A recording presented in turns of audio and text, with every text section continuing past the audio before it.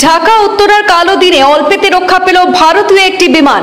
মহারাষ্ট্রে হতে পারত আরো এক আহমেদাবাদ কাণ্ড। দেশে ফের বিপত্তি এয়ার ইন্ডিয়ার বিমানে। টেক অফের সময় রানওয়েতে পিছলে গেল বিমান। দুমড়ে মুচড়ে যায় বিমানের চাকা, ক্ষতিগ্রস্ত হয় বিমানের ইঞ্জিন। অল্পের জন্য নিরাপদে রক্ষা পেলেন মোট 160 জন যাত্রী সহ বিমান কর্মীরা।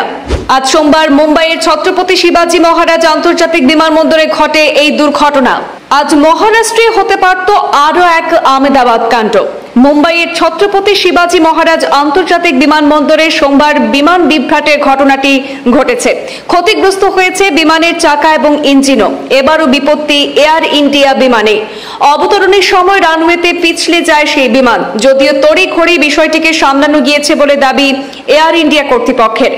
জানা গিয়েছে, সোমবার কোচি থেকে আসা এয়ার ইন্ডিয়ার একটি বিমান মুম্বাই বিমানবন্দরে অবতরণের সময় রানওয়ে থেকে ছিটকে যায়। এরপরই বিমানটিকে পর্যবেক্ষণের জন্য গ্রাউন্ডেড করা হয়। বিমান সংস্থার এক মুখপাত্র জানিয়েছেন যে বিমানটি নিরাপদে অবতরণ করেছে। বিমানে থাকা সমস্ত যাত্রী এবং ক্রু সদস্যরাও নিরাপদে বিমান থেকে নামানো হয়েছে। কোচি থেকে মুম্বাইগামী ফ্লাইট AI 2744 অবতরণের সময় ভারী বৃষ্টিপাতের সম্মুখীন হয়েছিল, যার ফলে অবতরণ করার পরে রানওয়েতে সমস্যা সৃষ্টি হয়। ঘটনায় বিমানের চাকা ক্ষতিগ্রস্ত হয়েছে বলে খবর। বিমানের ইঞ্জিনও বেশ ক্ষতিগ্রস্ত হয়েছে বলে জানা যায়।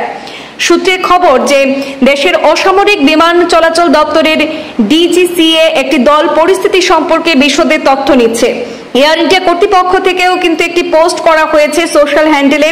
সেখানে জানানো হয়েছে যে প্রবল বর্ষণের জেরে অবতরণের পর রানওয়েতে কিছুটা সমস্যা দেখা দিয়েছিল। বিমানটি নিরাপদে গেটে পৌঁছে যায় এবং সমস্ত যাত্রী এবং ক্রু সদস্যরা তখন নিরাপদে অবতরণ করেন। বিমানটিকে পরীক্ষা নিরীক্ষার জন্য গ্রাউন্ডেড করা হয়। যাত্রী এবং ক্রুদের নিরাপত্তা আমাদের সর্বোচ্চ অগ্রাধিকার বলে জানায় এয়ার ইন্ডিয়া কর্তৃপক্ষ। অবতরণের পর বিমানটিকে পর্যবেক্ষণ করা হয়। যাত্রী এবং ক্রুদের নিরাপত্তা নিশ্চিত করা তাদের সর্বোচ্চ অগ্রাধিকার বলেই জানিয়েছে এয়ার ইন্ডিয়া কর্তৃপক্ষ।